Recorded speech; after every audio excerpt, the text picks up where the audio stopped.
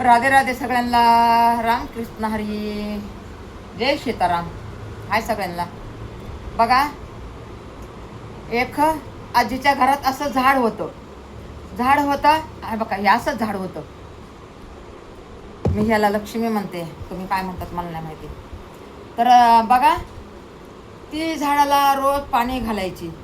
रोज पाणी घालायची. जसं तुळशीला घालत पाणी तसं झाडांना पण पाणी घालायची. अजून पण झाडं होते तिच्याकडे, दुसरे पण झाडं भरपूर होते.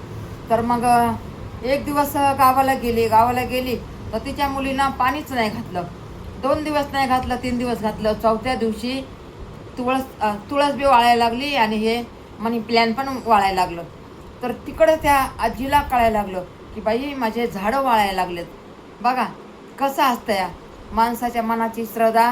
म्हणजे माणसाचं कशावर भक्ती असलं ना तर माणसाला समजतं. बघा, ज्ञानी माणसाला लगेच समजतं. तसं मला पण बघा मुलांनो, माता बहिणींनो, मला पण तसंच समजतंय. मी गावाला गेले तर मी म्हणते बाई माझे झाडं वाळत असतील, माझे झाडं वाळत असतील. आणि आले कधी तर कधीतरी हरेभरे असतात आणि कधीतरी असं सुकलेलं असतात. माझा मुलगा कसा पाणी घालायचा, माझी सुनबाई पण पाणी घालायची. कधी कधी कामाच्या नादामध्ये विसरून जायची. असं असतं बघा झाडांचं काम. तसं आपलं पण काम असंच आहे बघा. आपल्याला कधी हे बघा खायला नाही भेटलं, कधी पाणी कमी झालं किंवा जेवण कमी झालं तर आपलं पण असंच आहे बघा. हे शरीर आहे ना, तर आपलं पण असंच जीवन आहे.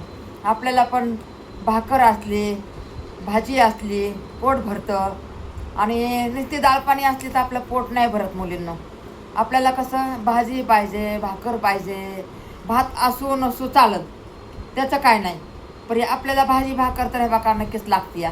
कसं आपण कसं पहिल्या जमान्याचे आहेत जरा थोडंसं. आणि आताच्या मुलांना कसं चपाती पाहिजे, बटाटा पाहिजे, काहीतरी पनीरची भाजी पाहिजे, मशरूमची भाजी पाहिजे. असं असतं बघा मुलींना. म्हणून नाही का, जसं आहे ना तसं खायला शिकायचं. कधी माणसाचा दिवस कसा असतो, कधी माणसाचा दिवस कसा निघतो आपल्याला माहीत नाही पडत. बघा, कालचं झालेलं सांगतो, आजचं सांगतो का, उद्याचं सांगतो का, पुढचं आपण काहीच सांगत नाही. रामकृष्ण हरी मुलींनो. आणि असंच बघा, ह्या गावामध्ये एक राजा होता मुलींनो. एक राजा होता तर त्याला नाही का लग्न होऊन 5 वर्ष झालं. त्याला काही मूल नाही, बाळ नाही, काही नाही.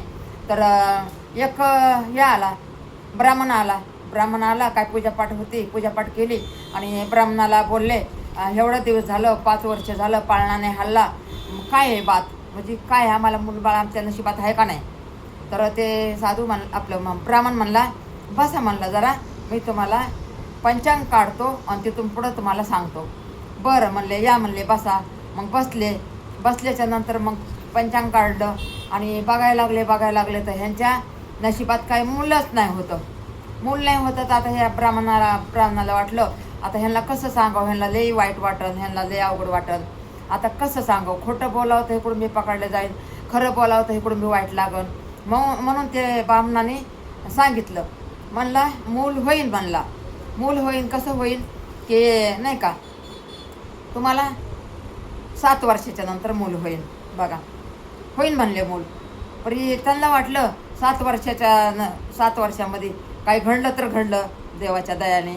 पण सांगितलं, तुम्ही गाईला भाकर चारा, कुत्र्याला भाकर चारा आणि पक्ष्यांना बाजरी द्या, ज्वारी द्या, काय पण द्या असं पक्ष्यांना. आणि मंदिराच्या बाहेर कोणी बसतात ना आपले गोर गरीब, त्यांना मंदिराच्या जायचं पहिलं त्यांना खायला द्या, काहीतरी खायला, म्हणजे त्यांचा आत्मा शांत करा. मग त्यांच्या आत्मा शांत करून काय झालं तर झालं असं वाटलं त्या ब्राह्मणाला. म्हणून 7 वर्षाचे त्याला वेळ दिला. 5 वर्ष झालं, अजून 2 वर्ष म्हणले तुम्हाला आहे म्हणले टाईम. तर तुम्ही हे चांगलं पुण्य करत राहा.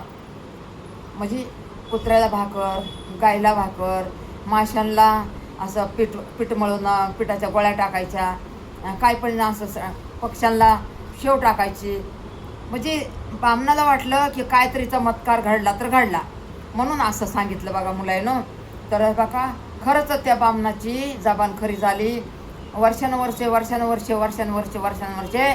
2 वर्ष रस्ता बघितला आणि 3ऱ्या वर्षी खरंच मग त्या मूल हे बघा म्हणजे त्या बाईला दिवस गेले. दिवस गेल्याच्या नंतर खुश झाली, म्हणली खरं झालं बामणाचं. बघा बामणाचं एक एक शब्द खरा आहे का नाही ते राजा बोलला. तर मग बायको म्हणते हो हो तुमचंच खरं आहे, तुम्ही बोलत होतात ना बामणाला विचारा, बामणाला विचारा. बरं झालं विचारलं, ते बरं झालं. पूजापाठ होतं म्हणून बामण आलेला होता त्यांच्यात, म्हणून त्याने विचारलं. बघा एखाद्याची जबान खरी असती आणि तशी माझी पण जबान आहे बघा, माझी पण जबान लई खरी आहे. माझं कुणी पण ऐकण ना त्याच्या जीवनाचं सोनं होतं या, आणि नाही ऐकण ना ते मग हे असंच जसं चाललंय तसं. ऐका मुलांनो मुलींनो, माझं एक एक बात खरी असती, माझं ऐकत नाहीत म्हणून सगळा गोंधळ होऊन जातं. म्हणजे काय चांगलं घडायचं ना तर ते घडत नाही. म्हणून तुम्ही माझी एक एक बात लक्षात ठेवा मुलांनो मुलींनो, माता बहिणींनो, माझ्या भावंडांनो, लक्षात ठेवा. माझी एक एक बात लक्षात ठेवा. मी हे बघा पहिल्यापासून मी सगळ्यांचं चांगलं केलेलं आहे. माझा कधी मी विचार केलाच नाही आहे, माझा विचार मी कधी केलाच नाही आहे. मी सगळ्यांचं चांगलं करायला बघितलेलं आहे आणि केलेलं आहे. म्हणून मुलांनो हे बघा माझा एक एक शब्द खरा होता या. काय आपण कसं पहिल्यापासून लई दिवस असे वाईट दिवस बघितलेले आहेत, वाईट दिवस बघितलेले आहेत. म्हणून मी तुम्हाला सांगते की तुमचे दिवस चांगले आहेत. म्हणून तुम्हाला सांगते की माझं एक एक मी बोलते ना शब्द, माझा एक एक बोल खरा आहे. म्हणून तुम्ही माझं मी काय म्हणते ना ऐका जा. तुम्ही मुलांनो मुलींनो, माता बहिणींनो, माझ्या भावंडांनो, तुम्ही ऐका जा. आणि तुम्ही हे बघ ऐकलं माझं जर ऐकलं तर तुमच्या जीवनात नक्कीच हे बघा नक्कीच बदल होईल तुमच्या जीवनामध्ये. म्हणून तुम्ही मुलांनो मुलींनो, माता बहिणींनो, भावंडांनी माझं ऐका जा. तुम्ही असं मी बोललेलं असं वारेवर शब्द सोडत जाऊ नका. खरं सांगते मी, खोटं नाही सांगत. म्हणून हे बघते बामणाचं सांगता मी मध्ये माझ्याबद्दल बोलले, तुम्हाला माफ करा मुलींना, माफ करा. बघा मग काय बामणाला 7 वर्षांनी मूल झालं. पहिले किती झालं तर 5 वर्ष, नंतर 2 वर्ष, म्हणजे 7 वर्षांनी त्या बामणाची जबान खरी झाली. म्हणजे खरी नाही त्यांनी अंदाजच सांगितलं होतं. त्याला वाटलं जाणते केले, वैदी केले, वैद्याचे औषधं खाल्ले, म्हणजे काही 12 प्रकार केले तरी मूल नाही झालं. परी त्याला वाटलं की ह्यांची समज काढण्यासाठी का तर माझं खरं पण होतंय बोलणं कधी कधी. म्हणून त्याच्या तोंडातून शब्द निघाला की तुम्हाला 7व्या वर्षात मूल होईल. तर ते खरंच राहिलं, मूल राहिलं. बघा जन्माला आलं आणि कितीतरी पण एक सांगितलं त्याने, त्या बामणाने एक सांगितलं, अवघड सांगितलं, अवघड. म्हणजे ते बामण म्हणला बघा तुम्हाला जर मूल होईल परी तुमचं मूल नाही का संन्यास घेईन तुमचं मूल. नाही म्हणले, असं नाही होणार, काहीतरी तुम्ही उपाय काढा. बरं म्हणले उपाय काढू आपण, परी पहिलं मूल तर होऊ द्या. तर मग ते राजा म्हणला नाही म्हणला, मी त्याला बाहेरची हवा नाही लागू देणार. जन्मलं तसं मी ह्या राज्यामध्ये मी मोठे मोठे राजवाडी बनवणार, त्याच्यामध्ये पक्षी ठेवणार, त्याच्यामध्ये 10 दाशी ठेवणार, 10 नौकर ठेवणार, 10 हे प्रधान ठेवणार स्पेशल त्या मुलासाठी. आणि शेती पण त्या वाड्यातच करणार, शेतीची पण हवा त्याला वाड्यातच भेटायला पाहिजे. आणि गाई ठेवणार, म्हशी ठेवणार, बकऱ्या ठेवणार, कोंबड्या ठेवणार, सगळे पक्षी ठेवणार, मोर ठेवणार. म्हणजे आता त्याला जागा किती असणार हो, जागा एका गावा एवढी जागा, एका गावा एवढ्या जाग्यामध्ये त्याने एवढं बनवलं की त्याच्यामध्ये हे तळ्यासारखं असतं पवायला मोठं, ते बनवलं. ते गार्डन बनवलं, क्रिकेट खेळायचं बनवलं, बॉल खेळायचं बनवलं, सगळं बनवलं त्याने. म्हणजे चिमण्या त्याच्यातच, कावळे त्याच्यातच, पक्षी कोणचे पण पक्षी त्याच्यातच, वाघ, शिव, लांडगा, कोल्हं, सगळं त्याच्यात जेवढे बी पक्षी आहेत ना ते त्याच्यातच ठेवले. म्हणजे अलग पिंजरं करून. का तर आपल्या पोरांनी म्हणायला नाही पाहिजे की मला बाहेरचे काय दाखवा. त्याला वाटलं पाहिजे हे गावच आहे, गावासारखं त्यांनी सजावट केलं. वाडे मोठे वाडे बनवून ह्याकडीतून निघलं ना अर्धा तास जायचं त्या बाहेर निघायला. असं म्हणजे त्या पोराला वाटतच नव्हतं की बाहेर या गाव आहेत की बाहेरची दुनिया आहे. त्या पोराला कधीच काय वाटत नव्हतं. तरी पण हे बघा, पोरग ते लहानाचं मोठं झालं.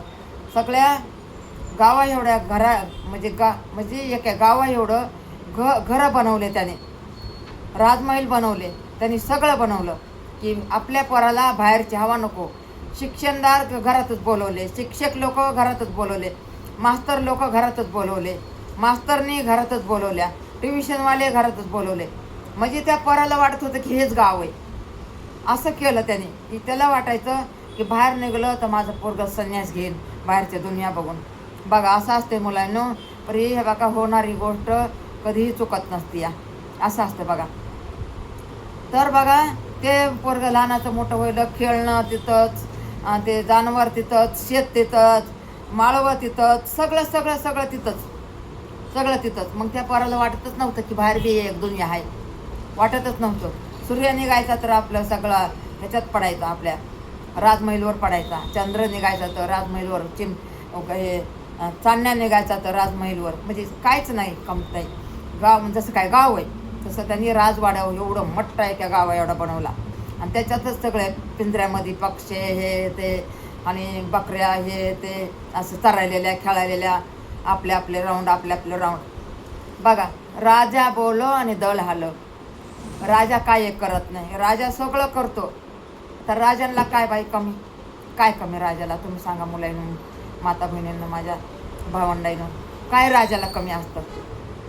आणि मग पोरगं लहानाचं मोठं झालं, म्हणले आता ह्याचं लग्नाचं वय झालं आहे, आता ह्याचं लग्न करायला पाहिजे. म्हणून बघा, लग्न करायला मुलगी बघितली आणि म्हणले हे काय ह्याच गावची मुलगी आहे, ह्याच गावची मुलगी आहे. तिथंच एक घर बनवलं तिथं, म्हणजे आता दाशी हे ते सगळे आता तिथं सगळेच ना. मग तिथलीच मुलगी बघून लग्न केलं. आणि लग्न केल्याच्या नंतर त्याला एक लेकरू झालं. लेकरू झाल्याच्या नंतर मग त्याचं मन चलबिचल व्हायला लागलं. त्याला वाटायला लागलं की माझं सगळंच इथं आहे, तरी बी माझं मन असं वाऱ्या वाऱ्या का होतं आहे, माझं मन चंचल का होतं आहे. तर मग एक शिपाई होता, एक परदान होता. तर मग परदानाला म्हणला ह्याच्या बाहेर काय आहे का अजून दुनिया? तर ते म्हणायचं नाही नाही म्हणून लहानाचं मोठं केलं त्याला, पण ते सांगतच नव्हता. ते म्हणला, परदानजी म्हणला, मी तुमच्या मांडीवर खेळलेलो आहे, मला खरं खरं सांगा. स्वतःची शपथ घातली आणि त्या परदानाला मजबूर केलं सांगण्यासाठी. आणि त्याने भीतीनं त्याने सांगितलं, स्वतःची शपथ घातली. म्हणलं हो परदानजी, आपलं राजेसरी आहे की म्हणला, ह्याच्यानंतर हे आहे म्हणला, खरं खरं सांगायचं म्हणला, शपथ स्वतःची घातली. आणि मग त्यांनी मजबूर होऊन म्हणला आहे, तर म्हणला आहे तर मला दाखवा तुम्ही, माझं अर्धे राज्य तुम्ही घ्या, पण हे मला दाखवा तुम्ही. आणि त्याला बाहेरची दुनिया दाखवली त्यांनी गपचिपमध्ये मायबाप कुठं तर गेले असते ना कोणत्या गावाला, तर गपचिपमध्ये त्या राजाच्या मुलाला दुनिया बाहेरची दाखवली. बाहेरची दुनिया गेल्या त्याला असं हवा लागली ना बाहेरची, अशी हवा लागली ना त्याला बाहेरची की म्हणला काय हे स्वर्ग आहे. म्हणजे त्याला मग सगळे माणसं दिसायले, अलक घोडे गाढवं पक्षी, नद्या नाल्या, शेरं दिसायला लागलं त्याला.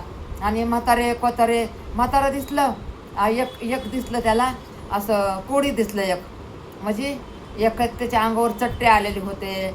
ते लई असा घाबरून गेलेला होता, म्हणजे त्याची मजबुरी लई मोठी होती, त्याच्या अंगावर लाल लाल लाल चट्टे होते.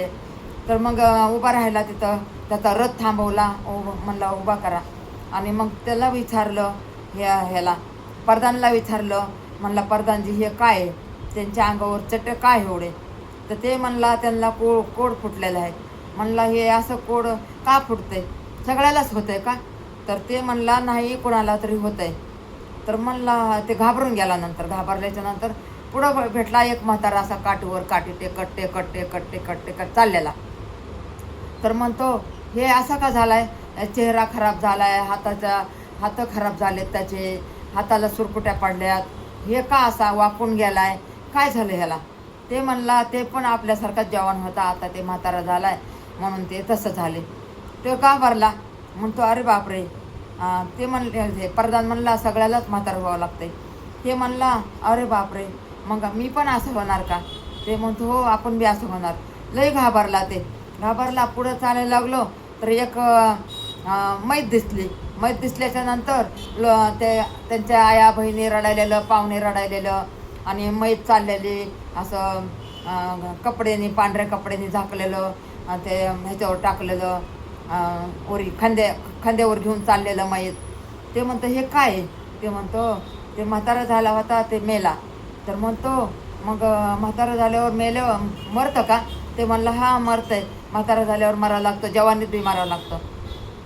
ते लय घाबरलं आणि मग आलं बाबा घरी. आलं घरी, नाही अन्न खायना, नाही पाणी प्यायना. बायको म्हणायला लागली काय झालं हो तुम्हाला राजेश्री, काय झालं तुम्हाला? तर काय सांगायचंच नाही. ते बिमार पडायला काळजी करून म्हणला बघा कसं बाहेरच्या दुनियात गेलो, मला हे कळलं. मला लहानपणापासून इथंच सगळं करून दिलं मायबापाने आणि मला आता कळले बाहेरची दुनिया.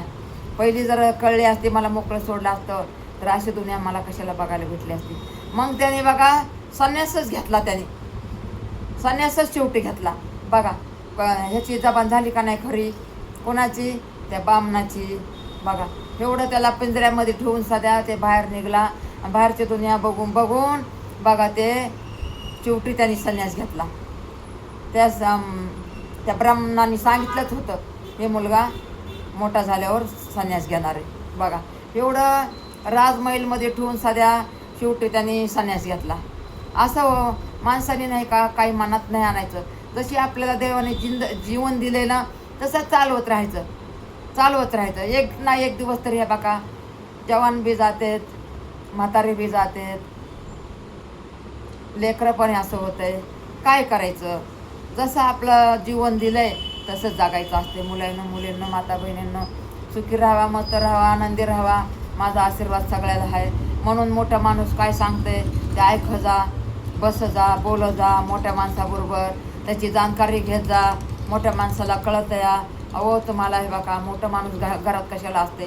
तुम्हाला सांगण्यासाठी असते, तुम्हाला ज्ञान देण्यासाठी असते. तुम्ही म्हाताऱ्या माणसाची नफरत का करताय? अहो एक ना एक दिवस तुम्हाला पण म्हातारा व्हायचं आहे. आता हे जवानी माणसाची अशीच राहत नसते. आम्ही पण कधी होतो जवान, आम्ही पण कधी होतो बाळ. आम्ही काय असंच उठल्या म्हातारं नाही झालो, जन्माल्या म्हातारं नाही झालो. सगळ्याला म्हातारं व्हायचं असते. मुलींनो हे बघा म्हाताऱ्या माणसाची काळजी घ्यावा, मायबापाची काळजी घ्यावा. कोण सुखी आहे दुःखी आहे, कोण दुःखामध्ये आहे त्याला सपोर्ट करा. कोण बिमार आहे त्याला मदत करा. कोण भुकी आहे त्याला खायला घाला. कोण पाणी पाहिजे त्याला पाणी द्या. हे बघा हेच जीवनामध्ये आहे. आणि एक दुसऱ्याशी जोडून राहावा आणि घरच्या म्हाताऱ्या माणसाचा लाड करा. तुमचा पण त्याने लाड केलेला असते. मुलींनो तुमचा पण त्याने लाड केलेला असते, लाडामध्ये वाढवलेला असते तुमच्या पण मायबापाने. तुम्ही काय जन्माल्या काय जवान नाही झालात का कामाला नाही लागलात. मुलींनो हे बघा माझा बोल तुम्ही लक्षात ठेवा. रामकृष्ण हरी, जय सीताराम सगळ्यांना. नमस्कार सगळ्यांना. हर हर महादेव. सगळ्यांना राम राम. हे बघा हे झाडापासून मी चालू केले. बघा या झाडापासून कथा चालू केली मी. मुलांनो या झाडापासून कथा चालू केली हो मी.